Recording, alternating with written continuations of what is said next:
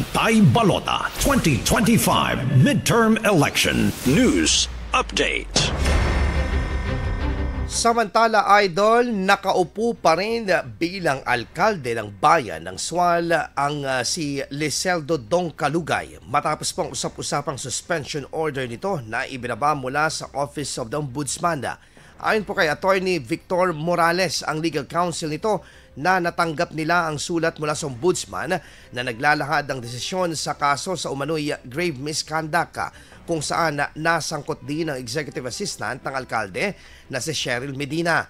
Nasangkot umano sila sa fishery privilege application ni Medina dahil sa pagmamay-ari nito ng Aqua Farm, kung saan sa loob ng 16 na pahina ng naging desisyon ng korte ay iniisa-isa ang mga naging atraso nito.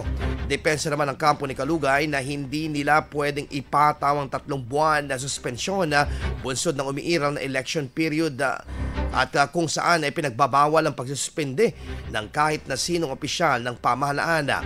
Dagdag pa ni Attorney Morales, simpleng misconduct lamang ito at nagpila na sila umano ng petition for review with application for TRO sa Court of Appeals.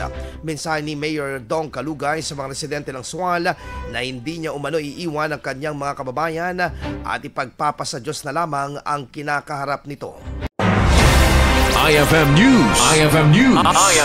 IFM News.